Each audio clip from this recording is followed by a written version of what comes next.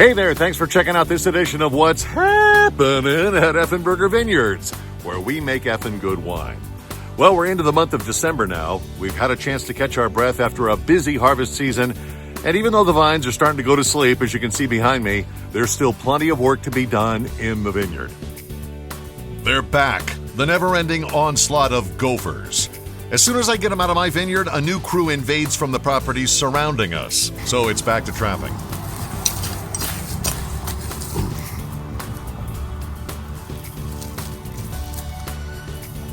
Side note, while researching the gopher life cycle, I came across this picture on a website. It's labeled adult gopher on hind legs. Yeah, that's clearly a squirrel.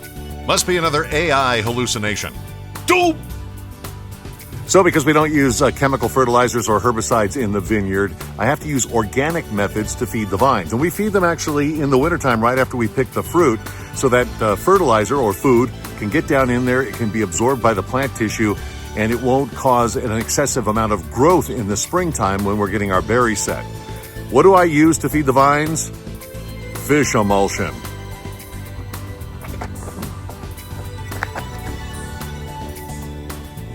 I buy it in bulk, and it's basically blended fish remains, which are full of natural nutrients. Oh, this stuff is stinky and really gross. You don't want to get it on you because it takes a long time for the stench to go away. But the vines really love it.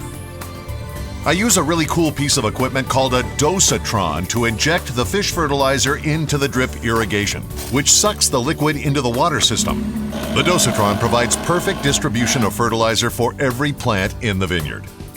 With the dosatron, because it doesn't work on electricity, it's just using water pressure to do its job. I can walk away from this thing and just let it go. It'll pump 5 gallons of fish emulsion through the irrigation lines to the vines, and I can just take care of cleaning it up, that bucket, later on, like tomorrow, maybe next week. Our irrigation system delivers 1 gallon of water per hour to each vine via 2 emitters per plant. One thing that needs to be done this time of year is tending to our compost bins. We take all of our skins and stems from the previous season's harvest and compost them so we can turn it into a nice mulch that we can spread out into the vineyard. Those compost piles need to be turned every once in a while so we can spread the heat and the decomposition process evenly throughout the pile. Let me show you what I'm talking about. These are the compost bins where all the grape pumice is composted. We don't send this stuff to the dump. It goes right back into the vineyard as a valuable nutrient. That's part of our sustainable growing philosophy.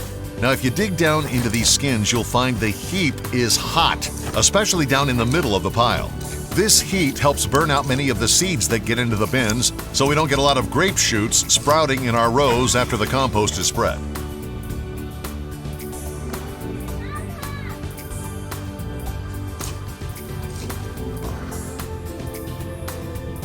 Something I do want sprouting in the vineyard is our cover crop.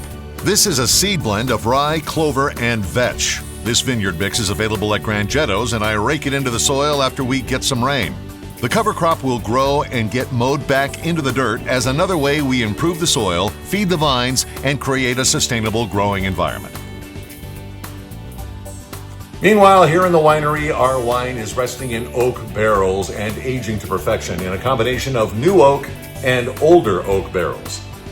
New barrels impart an oaky flavor to wine in the first 3 years of use. After that, they still micro-oxygenate the wine and help smooth it out. We call them neutral at that point. We use a combination of new and neutral barrels to get just the right amount of oak influence we like in our wines. Well, with the 2025 season just about over, we have a lot to be thankful for. We had some fantastic fruit this year, and was able to bring it in with minimal animal damage, I should say. The birds, the coyotes, the raccoons, the rats, the deer, whoever else wants to come by and have a snack late at night. And that wine is now resting in barrel, aging to perfection, and will be ready to be consumed in 2 to 3 years. But if you're interested in checking out some of our award-winning wine before then, go to effenbergervineyards.com, check out our secure web store. We ship just about everywhere, except Utah. And you can always stop by the vineyard here in Escondido and pick up your wine. Makes a great Christmas gift. Wonderful thing to have on your holiday table, and an even better thing to bring to someone else's holiday table if they're inviting you over for a meal.